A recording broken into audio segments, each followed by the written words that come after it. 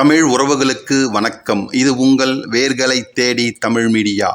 பாண்டிய மன்னன் ஒருவன் தன் பட்ட மகிழ்ச்சியுடன் அரண்மனையின் உப்பரிகையிலே இருக்கிறான். மாலை நேரம் அது. அப்பொழுது மந்த மாருதம் மெல்லென தவழ்ந்து வருகிறது. அந்த தென்றலோடே இனிய மனம் ஒன்றும் மிதந்து வருகிறது. அந்த நறுமணம் எங்கிருந்து வந்தது? இனிமையும் குளிர்ச்சியும் தவிர தென்றலுக்கு என்று ஒரு நறுமணம் கிடையாதே என்று எண்ணுகிறான் மன்னன். ஒருவேளை தன் மனைவி அவளது கூந்தலில் நறுமலர் ஏதாவது சூடியிருப்பாளோ என்று அவள் தன் கூந்தலை பார்க்கிறான். அவள் அன்று கூந்தலில் மலர் ஒன்றுமே அணிந்திருக்கவில்லை. அப்படியானால் அந்த மனம் எங்கிருந்து வந்தது என்று மீண்டும் பிறக்கிறது சந்தேகம். இரவு முழுவதும் இதே சிந்தனையில் இருந்த மன்னன் பொழுது விடிந்ததும் தன் ஆஸ்தான மண்டபத்தில் பொற்கிழி ஒன்றை கட்டி தொங்கவிட்டு தன் உள்ளத்தில் எழுந்த எண்ணத்தையும் அதற்குரிய விடையையும் கூறுபவர்க்கு இந்த பொற்கிழி உரியது என்று சங்க புலவர்களிடம் தெரிவிக்கிறான். பல நாட்கள் அந்த பொற்கிழி அறுபடாமலேயே தொங்கிக் கொண்டிருக்கிறது. ஒரு நாள் தருமி என்று ஒரு கோவில் அர்ச்சகன் வருகிறான். அங்கு வந்தவன் நேராக அரசனிடம் சென்று ஒரு ஓலையை நீட்டுகிறான். அந்த ஓலையில் கொங்குதேர் வாழ்க்கை அம்சிறை தும்பி காமம் செப்பாது கண்டது மொழிமோ பயிலியது கெழிய நட்பின் மயிலியல் செறியிற்று அரியை கூந்தலின் அறியவும் உளவோ நீ அறியும் பூவே என்ற பாட்டு எழுதியிருக்கிறது. தும்பியை நோக்கி, பெண்ணின் கூந்தல் மனத்தை விட சிறப்பான மனம் உடைய பூ வேறு இந்த உலகில் உண்டோ என்று கேட்பது போல இருக்கிறது அந்த பாடல். அடடா, மன்னனின் சந்தேகத்திற்கல்லவா விடை இருக்கிறது அந்த பாட்டிலே. ஆதலால் பரிசை தருமிக்கு வழங்க விரைகிறான் மன்னன். ஆனால் இடைப்புகுந்து தடுக்கிறான் சங்க புலவன் நக்கீரன்.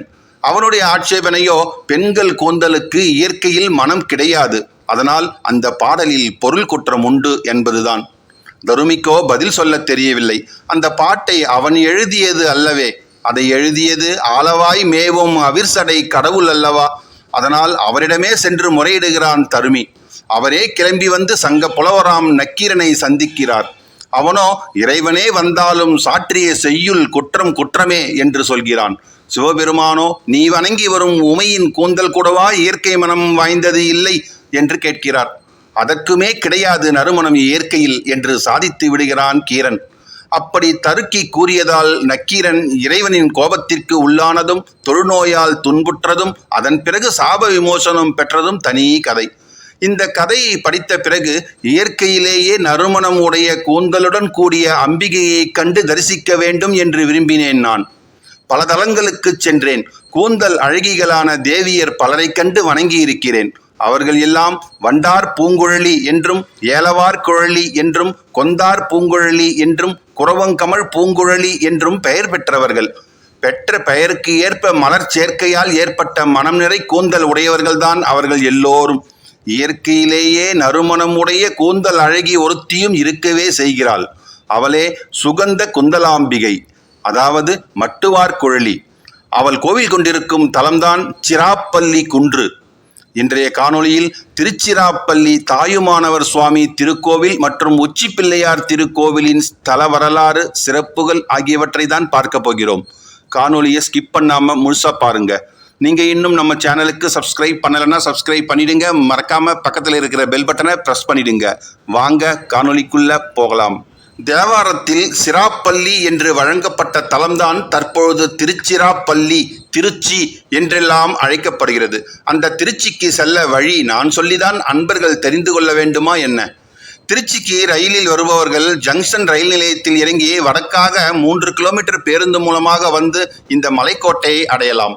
நேராக பேருந்தில் வருபவர்கள் சத்திரம் பேருந்து நிலையம் அல்லது தெப்பக்குளம் இறங்கி அங்கிருந்து நடந்து வந்தும் இந்த மலைக்கோட்டை வாயிலை வந்து சேரலாம். திருச்சியின் நடுநாயகமாக திகழும் இந்த மலைக்கோட்டைக்கு சிராமலை, அதாவது திரிசிராமலை என்று ஏன் பெயர் வந்தது என்று கேட்டால், அதுவா ராவணனுடைய ஒன்றுவிட்ட சகோதரர்கள் கரன், தூஷணன், திரிசரா என்பவர்கள்.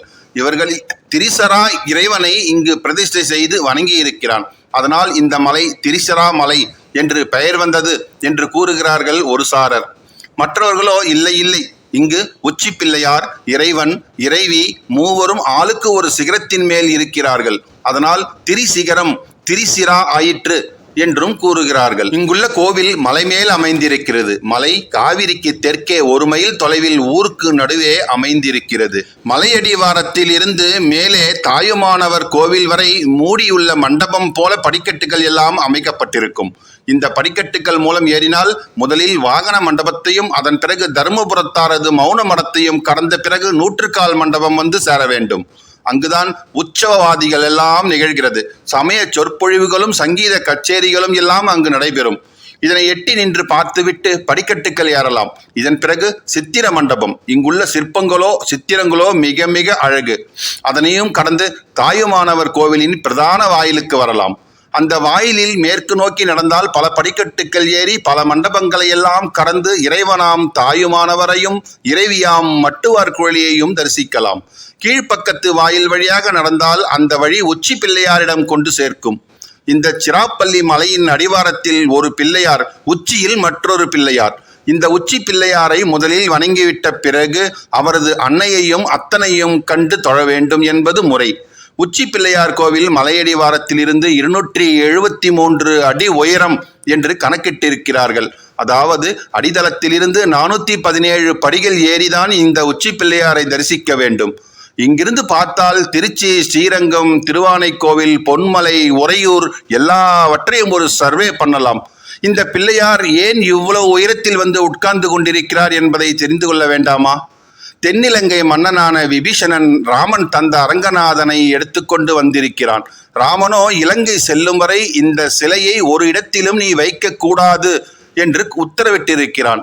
காவிரி கரை பக்கம் வந்ததும் விபீஷணனுக்கு நீராடும் ஆவல் பிறந்து விடுகிறது. அரங்கநாதனை கீழே வைக்க முடியாமல் தவித்து கொண்டிருக்கிறான். அந்த சமயத்தில் பிள்ளையார் ஒரு அந்தன சிறுவன் வடிவில் அங்கு வந்து சேருகிறார். அவர் கையிலே அரங்கநாதனை கொடுத்துவிட்டு கீழே வைக்காமல் இருக்க சொல்லி இருக்கிறான் விபீஷணன். பிள்ளையாரோ குறும்புக்காரர் அல்லவா? அவர் விபீஷணனிடம் உம்மை 3 முறை கூப்பிடுவேன், அதற்குள் வந்து வாங்கி கொள்ளாவிட்டால் நான் இந்த சிலையை கீழே வைத்து விடுவேன் என்று எச்சரித்திருக்கிறார். அப்படியே விபீஷணன் குளத்தில் குளித்துவிட்டு கரையேறுவதற்கு முன்பு 3 முறை கூப்பிட்டிருக்கிறார் பிள்ளையார். விபீஷணனுடைய காதில் இவரது குரல் விழவில்லை. பிள்ளையார் அரங்கனை கீழே வைத்து விடுகிறார். விபீஷணன் தண்ணீருக்குள் இருந்து எழுந்து வந்து பார்த்ததும் பிள்ளையார் ஓடிவிட்டிருக்கிறார். விபீஷணன் துரத்தி இருக்கிறான் பிள்ளையாரை. அவரோ விழுந்தடித்து கொண்டு இந்த மலை மேலேயே ஏறி வந்து நின்றிருக்கிறார். துரத்தி கொண்டு வந்த விபீஷணனும் பிள்ளையாரின் தலையிலே ஒரு குட்டி இங்கே இருத்தி இருக்கிறான். என்ன குட்டுப்பட்டால் என்ன? அரங்கனை இலங்கை செல்லவிடாமல் காவிரி கரையிலே இருத்திய பெருமையை அல்லவா தட்டி கொண்டு போய்விடுகிறார் இந்த பிள்ளையார். அந்த அரங்கன் கோவில் கொண்டிருக்கும் தலம்தான் ஸ்ரீரங்கம். சரி, அன்று மலையில் ஏறி அமர்ந்தவர்தான், பின்னர் இறங்கவே இல்லை இந்த பிள்ளையார்.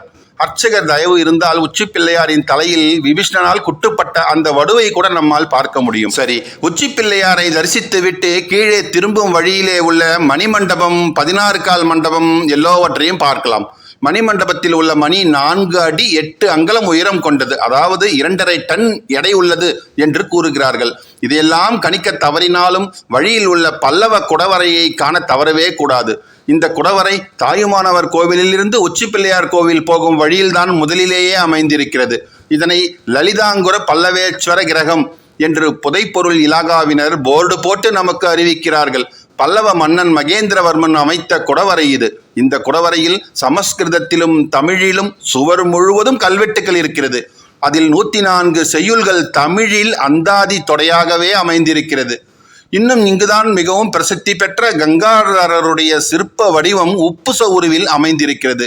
கங்காதரர் நிற்கும் கம்பீரமான தோற்றமும் அவரது தலையில் கங்கை அடங்கி ஒடுங்கி இருப்பதும் அவரை சுற்றி தேவர்கள் எல்லோரும் தொழுது நிற்பதும் கண்கொள்ளா காட்சி.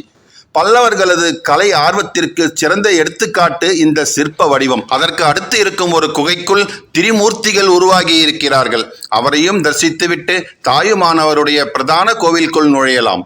இந்த கோவில் மலைமேல் 150 அடி உயரத்திற்கு மேல் கற்களாலேயே சுவர்கள் எல்லாம் எழுப்பி கட்டப்பட்டிருக்கிறது. கிபி 10 முதல் 12ஆம் நூற்றாண்டுக்குள் இந்த மண்டபம் கட்டப்பட்டதாக சொல்கிறார்கள். எப்படித்தான் செங்குத்தான மலை மீது சுவர்களையெல்லாம் எழுப்பி மண்டபங்களையெல்லாம் எழுப்பி இந்த ஆலயத்தை உருவாக்கினார்களோ ஒன்றுமே புரியவில்லை. 60 வருடங்களுக்கு முன்பு இந்துஸ்தான் கம்பெனியார் விமான தளம் அமைப்பதற்காக ஜெர்மனியிலிருந்து 2 இன்ஜினியர்களை திருச்சிக்கு அழைத்திருக்கிறார்கள். அங்கு திருச்சி மலைக்கோட்டையெல்லாம் அந்த இருவருக்கும் சுற்றி காண்பித்திருக்கிறார்கள். அதில் ஒரு இன்ஜினியர், அதாவது ஸ்கிமிடிட் என்று பெயர் கொண்ட அந்த இன்ஜினியர் இப்படி மலை மேல் செங்குத்தாக சுவர் எழுப்பியிருப்பதைக் கண்டு மூக்கில் விரலை வைத்து அப்படியே அதிசயித்து நின்று விட்டாராம். இப்படியெல்லாம் கட்டிடக்கலையில் வல்லவர்களுக்கு விமான தளம் கட்டுவதுதானா பிரமாதமான காரியம் என்பதே அவர் வாய்விட்டு சொன்ன அபிப்பிராயம். ஆதலால் கோவிலின் கட்டடக்கலையினை பார்த்தே மெய்மறக்கலாம், தலை நிமிர்ந்தும் நடக்கலாம் நாம் தமிழர்கள் என்று. இந்த கோவிலில் மூலவர் மாத்ருபூதேஸ்வரர், அதாவது தாயுமானவர். இவரை செவ்வந்திநாதர், திருமலை கொழுந்தீசர் என்றெல்லாம் அழைக்கிறார்கள். இவர் உயிர்களுக்கெல்லாம் தந்தையாவார் என்பது நமக்கு முன்னமே தெரியும். தாயும் எப்படி ஆனார் என்று தெரிய வேண்டாமா? காவிரி பூம்பட்டினத்திலே ரத்தினகுப்தன் என்ற ஒரு செட்டியார், நல்ல சிவபக்தர். அவருக்கு ரத்னாவதி என்று ஒரு அருமை மகள். அவளை திருச்சிராப்பள்ளியில் உள்ள தனகுப்தன் என்பவனுக்கு திருமணம் முடித்து கொடுக்கிறார். பின்னர் இறந்து போகிறார். ரத்தினாவதி கர்ப்பவதி ஆகிறாள். பேறு காலத்திற்கு தன் தாயின் வரவை எதிர்பார்த்து காத்திருக்கிறாள். தாயும் வந்து கொண்டிருக்கிறாள். ஆனால் வரும் வழியில் காவிரி ஆற்றிலோ பெருவெள்ளம். அந்த ஆற்றை கடக்க முடியவில்லை. மாலை நேரம் ஆகி இரவும் தொடங்கிவிடுகிறது. அக்கரையிலேயே நின்று கொண்டிருக்கிறாள் தாய். இதற்குள் பிரசவ நேரம் நெருங்குகிறது. இதை அறிந்த சிராமலை இறைவன் ரத்னாவதியின் தாயுடைய உருவத்தில் வந்து இவளுக்கு செய்ய வேண்டியதையெல்லாம் செய்கிறார். அவளும் சுகமாக ஒரு ஆண்மகவை பெற்றெடுக்கிறாள். ஆற்றில் வெள்ளம் குறைந்ததும் பொழுது விடிந்ததும் உண்மையான தாயார் அங்கு வந்து சேருகிறாள். தாயின் வடிவில் வந்த இறைவன் இருவருக்கும் தன்னுடைய உண்மையான உருவை காட்டிவிட்டு மறைந்து விடுகிறார். இப்படியாக உலகுயிர் அனைத்திற்கும் தந்தையாக இருப்பவரே இந்த செட்டி பெண்ணுக்கு தாயாகவும் வந்து அவள் பிரசவ காலத்தில் உதவி புரிந்ததனால்தான் தாயும் ஆனவர் என்று பெயர் பெற்றிருக்கிறார். இந்த இறைவனது லிங்க திருவுரு நல்ல காத்திரமான வடிவம். இந்த தலத்தில் கோவில் வாயில் எல்லாம் கிழக்கு நோக்கி இருந்தாலும் இறைவனும் இறைவியும் மேற்கு நோக்கியே இருக்கிறார்கள். மேற்கு நோக்கிய மூல லிங்கத்தின் மீது ஒவ்வொரு வருடமும் பங்குனி மாதம் 23, 24, 25 ஆகிய தேதிகளில் மாலை சூரியனது கிரணம் வந்து விழுவதுண்டு. அப்படி விழும் வகையில் கோவிலை கட்டி இருக்கிறார்கள் அக்காலத்தில். கைலையில் உள்ள உமை இத்தலத்தில் தாமரை மலர் ஒன்றில் பிறந்து காத்தியாயன முனிவரின் மகளாக வளர்ந்து மட்டுவார்குழலி என்ற திருநாமத்தோடு இறைவனை, ஆம் தாயுமானவரைத்தான் திருமணம் செய்து கொண்டிருக்கிறாள். அன்னையின் வடிவம் மிக மிக அழகு. இந்த இருவரையும் தவிர மற்ற கற்சிலைகளும் செப்பு சிலைகளும் ஏராளமாக இருக்கிறது இங்கு. இந்த தலத்திற்கு சம்பந்தர் வந்திருக்கிறார், அப்பரும் வந்திருக்கிறார். இருவருமே பாடியிருக்கிறார்கள். நன்றுடையானை தீயதில்லானை நரைவெல்லேறு ஒன்றுடையானை உமையொரு பாகம் உடையானை சென்றடையாத திருவுடையானை சிராப்பள்ளி குன்றுடையானை கூற என் உள்ளம் குளிருமே என்பது சம்பந்தருடைய தேவாரம். இந்த பாடலை வைத்தே நன்றுடையான் தீயதில்லான் என்று 2 தீர்த்தங்கள் வேற இந்த வட்டாரத்தில் அமைத்து வைத்திருக்கிறார்கள் இப்பகுதியினர். தூர வரும்பொழுதே சிறு பிள்ளையாக இருந்த சம்பந்தருக்கு இந்த சிராப்பள்ளி மலை யானை படுத்திருப்பது போல தோன்றியிருக்க வேண்டும். அந்த தோற்றத்தில் தான் பிறந்திருக்கிறது இந்த பாட்டு. சிராப்பள்ளி குன்றுடையை சம்பந்தர் பாடினால் சிராப்பள்ளி செல்வரை பாடியிருக்கிறார் அப்பர். மட்டுவார் குழலாலோடு மால்விடை இட்டமாக உகந்து ஏறும் இறைவனார் கட்டு நீத்தவர்க்கு இன்னருளே செய்யும் சிட்டர் போலும் சிராப்பள்ளி செல்வரே என்பதுதான் அப்பரின் தேவாரம். இந்த இருவரையும் தவிர ஐயடிகள் காடவர்கோன், பொய்யாமொழி புலவர், தாயுமானவர், இன்னும் பலர் இந்த தலத்திற்கு இறைவனை பாடியிருக்கிறார்கள். மாணிக்க வாசகரும் தாயான ஈசர்க்கே சென்று ஊதாய் என்று கோதும்பியை வேண்டி இருக்கிறார். தாயுமானவரோ தெய்வ மறை வடிவான பிரணவச் சொரூபியே சித்தாந்த வித்து முதலே சிறகிரி விளங்க வரு தட்சிணாமூர்த்தியே சின்மயானந்த குருவே என்று இங்கு எழுந்தருளியிருக்கும் தட்சிணாமூர்த்தியை பாடி பாடி பரவி இருக்கிறார். இன்னும் இந்த தலத்திற்கென்று கோவை உலா, யமக அந்தாதி என்றெல்லாம் புலவர்கள் நிறைய பாடியிருக்கிறார்கள். புராண பிரசக்தி மட்டுமன்றி வரலாற்று பிரசக்தியும் உடையது இந்த திருச்சிராப்பள்ளி. இத்தலத்து தாயுமானவருக்கு நெய்யினால் பாத அபிஷேகம் மற்றும் பாத காணிக்கை செலுத்தி அந்த நெய்யை 48 நாட்கள் சாப்பிட்டு வந்தால் குழந்தை இல்லாத தம்பதிகளுக்கு உடனே குழந்தை பிறக்கிறது. மேலும் கர்ப்பமுற்ற பெண்கள் சுகப்பிரசவம் ஆவதற்காக தாயுமானவர் சன்னதியில் வாழைத்தார் வாங்கி கட்டுவதாக வேண்டிக் கொள்கிறார்கள். பிரசவம் ஆனவுடன் தாயுமானவர் சன்னதியில் வாழைத்தாரை கட்டி அதை அர்ச்சகர் சற்று நேரம் ஊஞ்சல் போல ஆட்டி ஆட வைத்த பிறகு அங்கு வரும் பக்தர்களுக்கு பழங்களை பிரசாதமாக விநியோகித்து விடுகிறார். தாயுமானவர் திருக்கோவில் தினசரி காலை 5 மணி முதல் பகல் 12 மணி வரையிலும், மாலை 4 மணி முதல் இரவு 9 மணி வரையிலும் நடை திறக்கப்பட்டிருக்கும். ஆனால் உச்சி பிள்ளையார் கோவில் காலை 8 மணியிலிருந்து மாலை 8 மணி வரை தொடர்ச்சியாக நடை திறக்கப்பட்டே இருக்கும். இன்றைக்கு குழந்தை வரம் வேண்டி மக்கள் ஃபெர்டிலிட்டி சென்டர்களை நாடி ஓடிக்கொண்டிருக்கிறார்கள். அவர்களெல்லாம் ஒருமுறை இந்த தலத்திற்கு வந்து ஈசனை தரிசிக்க வேண்டும். என் நாட்டவர்க்கும் இறைவனாய் விளங்கும் ஈசன் ஒருமுறை வந்து தரிசித்தால் உங்கள் வாழ்க்கையே மாற்றி விடுகிறார் என்பதை தெரிவித்துக் கொண்டு உங்களிடமிருந்து விடைபெறுகிறேன். இந்த காணொளி உங்களுக்கு பிடித்திருந்தால் லைக் பண்ணுங்க, ஷேர் பண்ணுங்க, மறக்காம உங்கள் கருத்துக்களை கமெண்ட் பாக்ஸ்ல கமெண்ட் பண்ணுங்க. நன்றி, வணக்கம்.